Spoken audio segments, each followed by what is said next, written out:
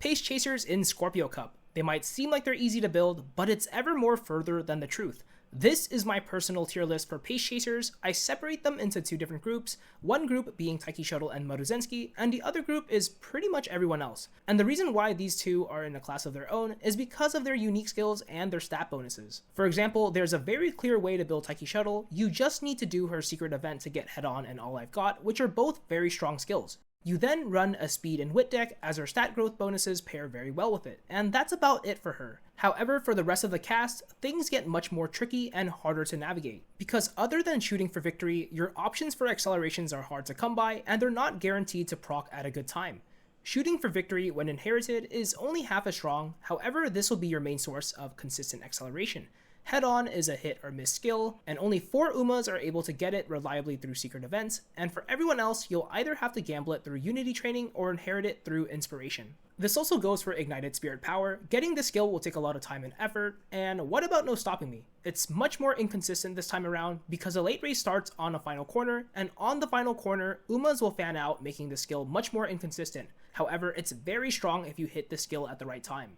So do you still want to bring your Pace Chaser? Let's find out exactly what you need. So for any Pace Chaser that you bring, you need to bring at minimum these acceleration skills. This is because proccing 2 white acceleration skills will not be enough to keep off the late surgers with twice as much acceleration. For stamina requirements, if you want to be safe and survive at least 1 Mystifying Murmur, you can go for 850 stamina plus 1 to 2 green or white recovery skills. I would only take 2 white recovery skills if they are highly discounted. If not, I would just take 1 and gamble. And if you want to rely on just stamina alone, anything above the 925 mark is more than enough. For Umas with built-in stamina uniques, you can live easily with over 700 stamina. However, if you don't proc your recovery skill, you are most likely not going to survive. And you do not need to bring a gold recovery skill. They're quite expensive, and if you do bring it, you're either going to overcompensate on stamina or you're relying on it to survive, which are both very bad strategies. As for stat lines, there's 2 options. There's the high wit build, and there's also the high power build. I don't think one is decisively better than the other. High wit requires you to have a lot of mid-race skills and a good setup to consistently hit your acceleration skills. If you're lacking in that department, higher power will allow you to accelerate faster with less skills. Both stat lines have their benefits and drawbacks, but personally I will always prefer the high wit build over the high power build. And if you have strong enough cards, get both. For skills, these are always solid options,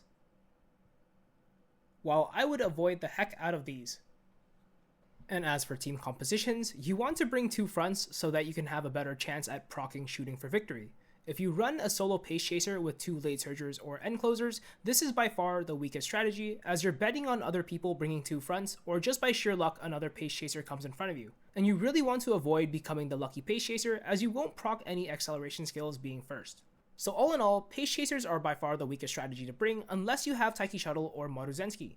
This is all coming from my testing in room matches, so please take it with a grain of salt. Pace Chasers arguably take as much work as a frontrunner to be strong, and I don't think people understand that. I don't have Taiki Shuttle myself, and I tried to make a Tokai Teo work, but I could not get the run.